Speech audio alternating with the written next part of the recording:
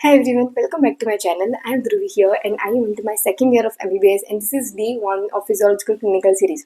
So what is this Physiological Clinical Series? मैं एक बार अभी पूरा डिटेल में एक्सप्लेन कर दूंगी, दूसरे सारे एपिसोड्स में मैं रिपीट नहीं करूंगी. फर्स्ट ऑफ ऑल ये एक 30-40 डेज की एक सीरीज होने वाली है जहाँ पर मैं फिजियोलॉजी के क्लिनिकल केसेस जैसे हमें CBL क्वेश्चन के फॉर्मेट में पूछे जाते हैं वैसे ही मैं पूरा डिटेल में समझाऊंगी. सबसे पहले एक केस होगा, देन उसके रिलेटेड 4-5 क्वेश्चन होंगे और उसके आंसर हमें पेपर में लिखने होते हैं. So when I was in my first year of MBBS, be it any theory paper मतलब एनाटो बायोकेम हो या फिजियो का पेपर हो, हर एक थियोरी पेपर में 4 टाइप के क्वेश्चंस होते हैं. Long note, short note, CBL and नेटकॉम. लॉन्ग नोट शॉर्ट नोट के पर काफ़ी सारे यूट्यूब चैनल्स थी जो पढ़ाती थी बट क्लिनिकल केसेस कोई नहीं पढ़ाता था and I found it difficult to study. मतलब कोई भी प्लेटफॉर्म ऐसा नहीं था जो इसको अच्छे से पढ़ाता हो इन द फॉर्मेट जैसा हमें क्वेश्चन पेपर में आता हो. So I found this gap, I found something missing कि ये कुछ तो मिसिंग है. So I decided that I will teach this and so that कि जो भी अभी फर्स्ट ईयर में जो जिसने भी अभी एडमिशन लिया हो उनको इतनी स्ट्रगल ना हो जितनी मैंने मेरे फर्स्ट ईयर में की थी. So this is gonna help you a lot in your first year and not in your first year, in your entire MBBS journey, because ये फर्स्ट ईयर के सारे subject are the base subject.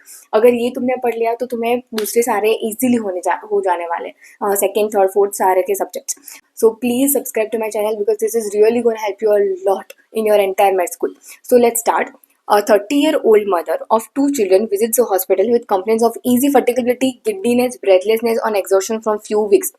Easy fatigability, giddiness, breathlessness ये क्यों होता है? जब oxygen की deficiency हो, जो ऑक्सीजन प्रॉपरली एडिक्वेट अमाउंट में टिश्यूज और ऑर्गन्स को ना पहुंचता हो, इसकी वजह से ये सिम्टम्स होते हैं. और अब ये बहुत ही ज़्यादा कॉमन सिम्टम्स है.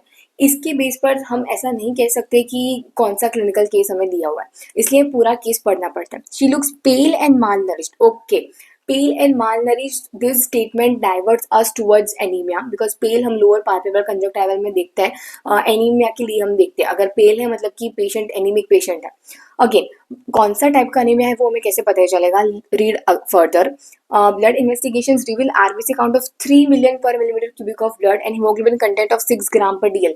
This is the confirmatory statement कि yes this is anemia because RBC count और hemoglobin काउंट दोनों नॉर्मल लेवल से काफ़ी कम है. इतना नॉर्मल लेवल, इतना लो लेवल सिर्फ एनीमिक पेशेंट में ही देखने को मिलता है. देन अब कौन सा टाइप का अनीमिया है वो हमें कैसे डायग्नोस करना है? So peripheral smear shows microcytic and hypochromic red sales.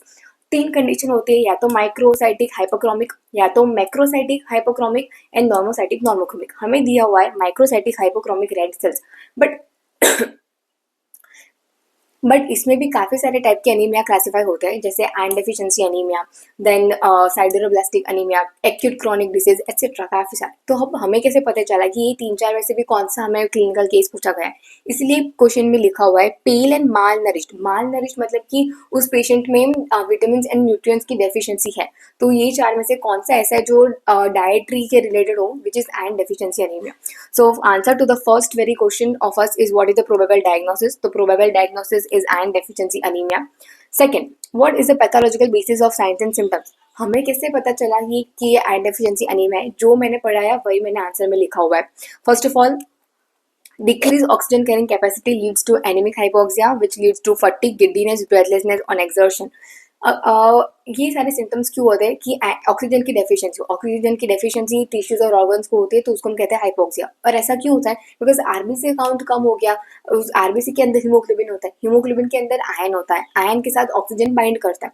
तो RBC और हीमोग्लोबिन की लेवल कम हो गए मतलब decrease oxygen carrying capacity overall यही कम हो गई. इसकी वजह से पेशेंट जब भी थोड़ा ज़्यादा काम करे, कोई भी फिजिकल एक्टिविटी करे तो उसको ज़्यादा थकावट जैसा महसूस होता है एंड वो जल्दी थक जाता है. तो ये सारे सिम्टम्स इसी की वजह से पेशेंट को फील होता है.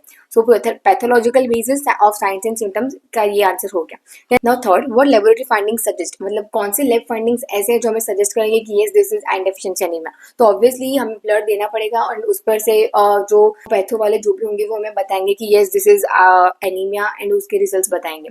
सो first of all it is RBC count.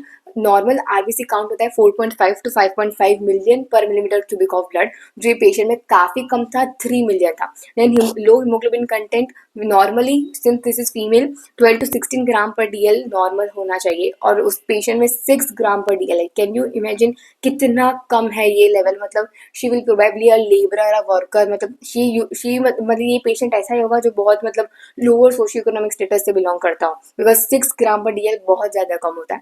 So and third, microcytic hypochromic RBC on peripheral smear. तो जब हमने ब्लड लेबोरेटरी में भेजा तो लेबोरेटरी वाले ने हमें 3 रिजल्ट दिए जो हमें साइन करते हैं, डाइवर्ट करते हैं towards iron deficiency anaemia. Then D, what is the line of treatment in this condition? अब हमें पता चल गया कि ये वाला एनीमिया है, तो पेशेंट को हम ट्रीट कैसे करेंगे? First of all, iron rich diet. We can advise the patient कि तुम ऐसा डाइट लो जो आयरन रिच हो, जिसमें आयरन कंटेंट ज्यादा हो. Second, oral supplements of iron दे सकते हैं, बहुत ज्यादा कम हो तो हम ओरली टैबलेट्स या ऐसा कुछ दे सकते हैं जिसकी वजह से आयरन का कंटेंट बढ़े. Third, injectable iron, fastest form जिसकी वजह से आयरन का लेवल एकदम ज्यादा इंक्रीज हो सकता है in shorter span of time. And fourth is transfusion of whole blood. बहुत ज्यादा एकदम high severe grade of anaemia हो, severe grade of iron deficiency हो, then we have to give transfusion of whole blood. Blood ही change करना पड़ता है. So this was the answer D. Now what advice will you give her to prevent the recurrence in the future? अब हमें कौन सी advice patient को ऐसी देनी है कि ये एनीमिया, आयरन डेफिशिएंसी एनीमिया फिर से ना हो. So first of all, avoid further conception as it aggravates the anaemia.